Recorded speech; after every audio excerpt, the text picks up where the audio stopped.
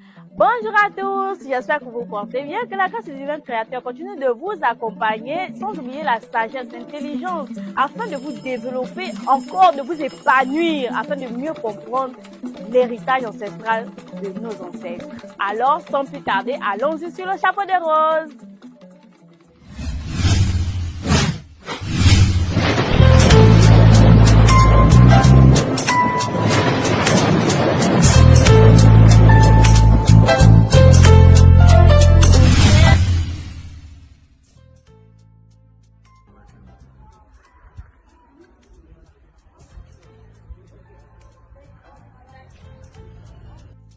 Yemimbami Yemena, est-ce que vous saviez que nos langues maternelles sont logiquement les véhicules de nos traditions?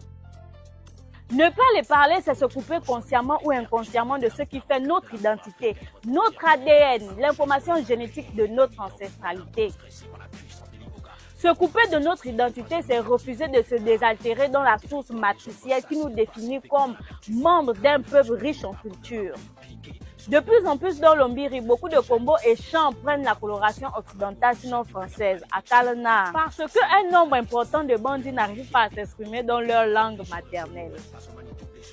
En ce qui concerne la branche initiatique que je pratique, sinon l'influence occidentale a beaucoup de naturel, originalité du rite, sous prétexte de révélation et surtout de complaisance. Mais nous pouvons arriver à une réforme sobre. Il n'est pas encore trop tard pour un éveil de conscience responsable. Vaut mieux tard que jamais. Nous-mêmes, Nimambiri, devrions déjà en premier chef combattre cet état de fait qui va en crescendo, sinon en augmentant. La démission parentale reste un véritable problème dans notre société. Les parents devraient un peu plus insister en parlant à leurs enfants leur langue maternelle.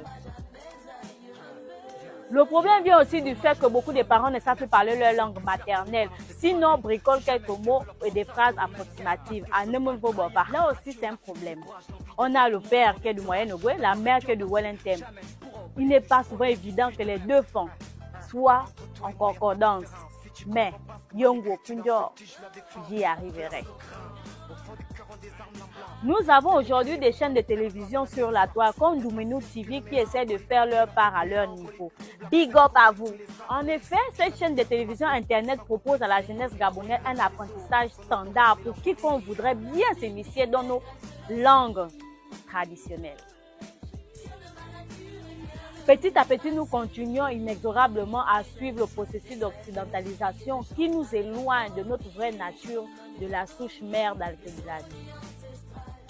Heureusement, rien n'est jamais perdu. Et oui, nous payons le prix de nos iniquités. Et bientôt les énergies, sinon les forces de l'ère du Verseau vont nous offrir l'opportunité d'être des enfants rachetés de leurs iniquités pour un Éden nouveau. Parler nos langues, c'est parler la langue du divin créateur, au Kuzor, peu importe le nom que chacun lui donne dans sa tradition, mais il reste le même.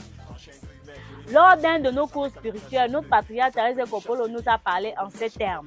Parler nos langues maternelles, c'est parler la langue que le divin créateur, au Kuzor, peu importe le nom que vous lui donnez dans des différentes traditions, a prévu pour le type de peuple que nous sommes sur un point précis de la terre-mère, pour un temps précis qui n'a d'autre enjeu que celui de permettre à l'homme de faire les expériences nécessaires dans un espace et un temps dont lui seul en est le juge, la pertinence.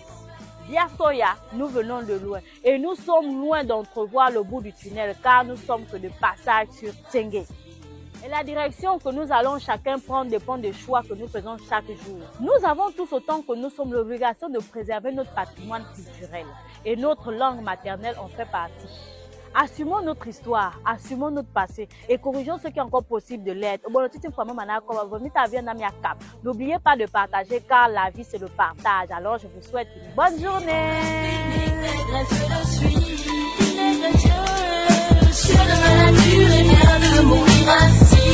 Fier de mourir ainsi,